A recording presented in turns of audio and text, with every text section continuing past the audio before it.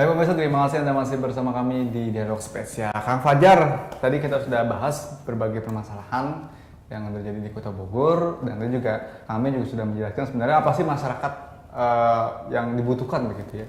Masyarakat banyak sekali yang dibutuhkan, banyak juga curhat-curhat tadi ke Kang Ben, karena memang Kang Ben juga sering turun ke jalan gitu, ke lapangan yang terjadi di Kota Bogor.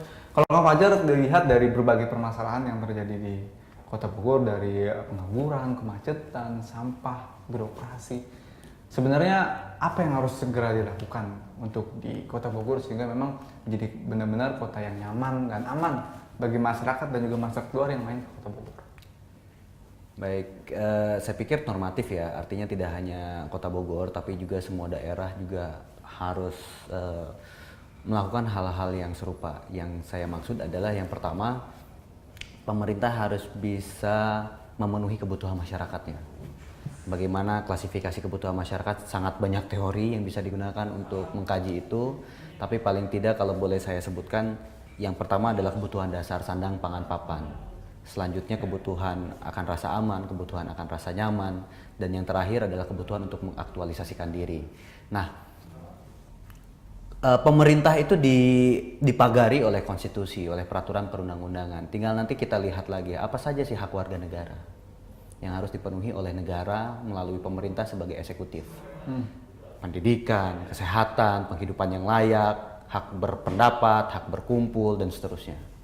Pemerintah harus bisa memenuhi itu. Nah, bagaimana pemerintah bisa mencapai itu? Salah satu yang harus dilakukan pertama kali adalah reformasi birokrasi.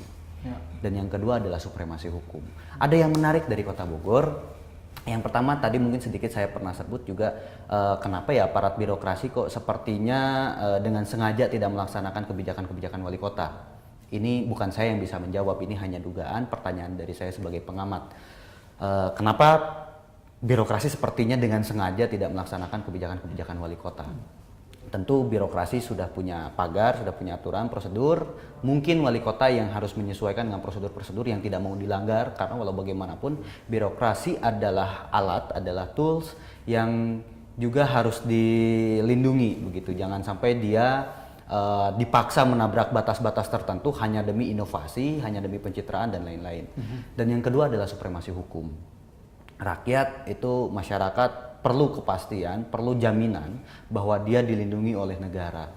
Dilindungi dari apa? Dilindungi dari orang-orang jahat, dilindungi dari pejabat korup, dilindungi dari lain-lain. Saya pikir sementara itu dulu. Oke, baik. Kang Ben, kalau Kang Ben lihat nih, tadi berbagai permasalahan juga tadi sudah ada solusi atau langkah yang harus dilakukan oleh pemerintah gitu. Tapi kalau Kang Ben sepakat tidak, dan apa sih sebenarnya yang dibutuhkan masyarakat Bogor? Tokoh seperti apa sih Kang Ben?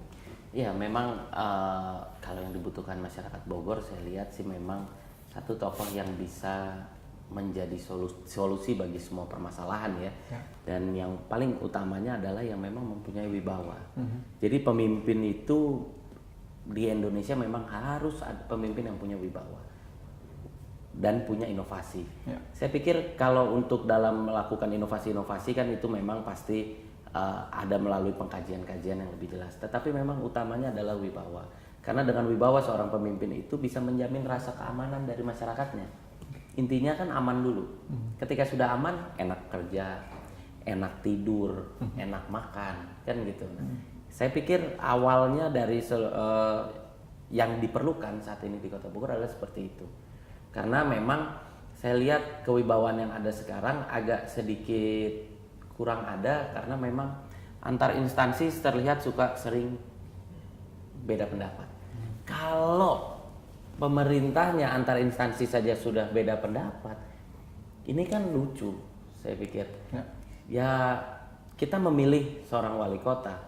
Dalam 2 tahun kepemimpinan wali kota, saya baru lihat di Kota Bogor ini cukup luar biasa. Sampai 4 kali, 5 kali dipanggil oleh kejaksaan. Ada apa? Kan gitu. Wali kotanya? Wali kotanya dipanggil, wakilnya, sekdanya. Apakah sebegitu korupnya Kota Bogor?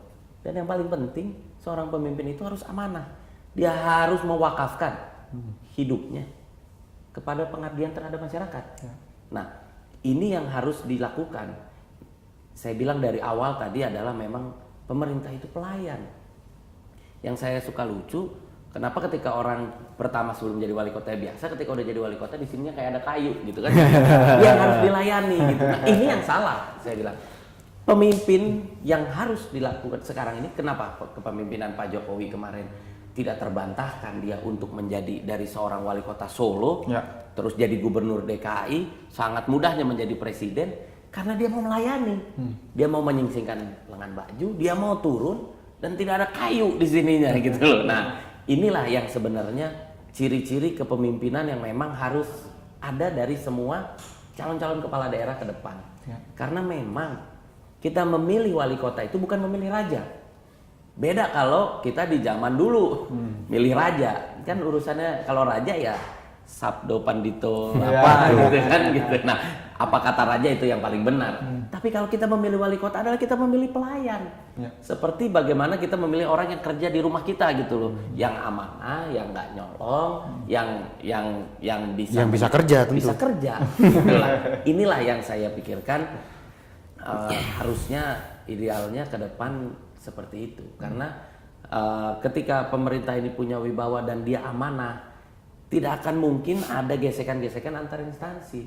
Instansi-instansi atau muspida yang ada di Kota Bogor seperti Kejaksaan, Polres itu kan harusnya satu untuk memberikan rasa aman terhadap masyarakat. Di atasnya aja rame, masyarakatnya gimana kan gitu. Nah inilah saya pikir PR ke depan. Dan mungkin yang harus dilakukan siapapun nanti yang di 2018 akan manggung. Gitu. Oke, tapi langkah cepat atau program yang kira-kira harus dibenahi di Bogor untuk secepatnya sih apa sih? Ya satu yang tadi mungkin Kang Fajar bilang ada reformasi birokrasi, pelaksanaan good governance. Ketika pelaksanaan good governance itu benar-benar lah bekerjalah untuk masyarakat, bukan bekerja supaya dilihat masyarakat. Itu yang penting. Bekerjalah untuk masyarakat, bahwa memang kita ini mencoba menyelesaikan permasalahannya, bukan kita mencoba kerja supaya dilihat masyarakat. Nah, saya pikir itu yang harus langsung dilaksanakan pemerintah Kota Bogor dengan beberapa kali rotasi kepala dinas yang ada, dan juga saya cukup miris 3 tahun ini 5 atau 6 pejabat Kota Bogor di penjara. Ada 2 kali, ada 1 kali percobaan untuk interpelasi, mungkin jadi pelajaran baru lah untuk anak-anak SMA di Kota Bogor. Oh, ini tugasnya DPRD nih kayak gini gitu. Dulu kan nggak pernah ada gitu. Ini nggak tahu apakah ini dinamika politik atau dinamika masyarakat yang cukup tinggi gitu, ataukah itu hanya sekedar ulah-ulah politisasi permasalahan saja. Tetapi itu jadi presiden tidak baik lah terhadap mindset masyarakat gitu. Kita harus percaya dong sama pemerintah kita. Saya percaya sama wali kota saya. Saya ingin wali kota yang sudah kita pilih ataupun tidak kita pilih tetapi saat ini sudah menjadi wali kota, itu harus kita ikuti. Seperti ajaran agama Islam. Siapa imam kita harus ikuti walaupun itu tidak kita pilih kan gitu. Nah, saya pingin, kita masyarakat pingin kita bisa menggantungkan harapan kita terhadap. Berarti Kang Ben siap dipercaya dan siap melayani. Itu memang saya sudah lakukan dari dulu. Saya melayani semua anggota saya dan insya Allah kita bisa terus melayani untuk masyarakat. Oke, baik. Kang Fajar, sedikit saja, apa sih kira-kira sosok yang dibutuhkan nanti untuk 2018 ini? Sudah dikatakan sudah mulai panas sepertinya di 2018 begini. Sosok yang seperti apa yang dibutuhkan nanti? Kalau menurut saya sosok yang dibutuhkan Kota Bogor adalah sosok yang memang berani untuk tidak populer, berani untuk tidak terkenal, tetapi dapat dirasakan manfaatnya oleh masyarakat. Itu yang penting. Oke. Kalau Kang Ben kira-kira nanti 2018 akan seperti apa nih yang terjadi di Kota Bogor? Ya, saya pikir 2018 ini kontestasinya agak cukup tinggi besok ini. Yang pasti memang kalau memang indikator pemilih itu hanya dinilai dari unsur populer atau populer seorang aja, itu memang nanti bisa celaka masyarakatnya ke depan kan gitu. Jadi memang ke depan itu masyarakat harus berani memilih pemimpin yang memang bisa dia gantungkan harapan. Oke, jadi apa sih sebenarnya pesan kepada masyarakat terutama Kota Bogor nih untuk 2018 nanti? Jadilah pemilih yang cerdas. Jadilah masyarakat yang cerdas. Karena 5 tahun nasib kita itu ditentukan oleh 2 menit kita di bilik suara, kan gitu. Seperti Kang Fajar tadi bilang, saya cukup ini juga tuh sepakat tuh. Pemimpin ke depan tidak perlu populer, tetapi bisa menyelesaikan masalah. mau turun ke masyarakat dan tahu karakteristik orang Kota Bogor. Nah, ketika semua orang boleh jadi pemimpin di mana saja. Tetapi ketika dia tidak tahu karakteristik masyarakatnya, percuma. Yang ada nanti hanya penolakan demi penolakan, penolakan demi penolakan.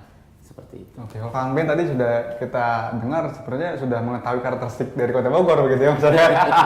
Tapi kita tunggu nanti 2018 bagaimana apa yang terjadi, pertarungannya seperti apa dan pasti masyarakatnya supaya bisa memilih dengan tepat dan juga cerdas ya. Tidak hanya populer tapi bisa bekerja dan merakyat, itu yang mungkin dibutuhkan oleh masyarakat kita. Terima kasih Kang Benino dan juga terima kasih Kang Fajar atas waktunya, sukses terus ya. Kita nantikan mungkin segmen kedua dialog kita bagaimana 2018 bisa semakin memanas begitu ya, dan juga apa yang dibutuhkan oleh masyarakat Kota Bogor. Terima kasih. Mudah ini menjadi solusi buat pemerintahan Kota Bogor dan juga solusi untuk masyarakat untuk lebih cerdas lagi memilih pemimpin nanti 2018. Terima kasih pemirsa, demikian sudah perjumpaan kita dalam dialog spesial kali ini. Kita ketemu lagi di Lepatan. Saya Terus Padilla, selaku yang bertugas pamit undur diri. Terima kasih dan sampai jumpa. Thank you.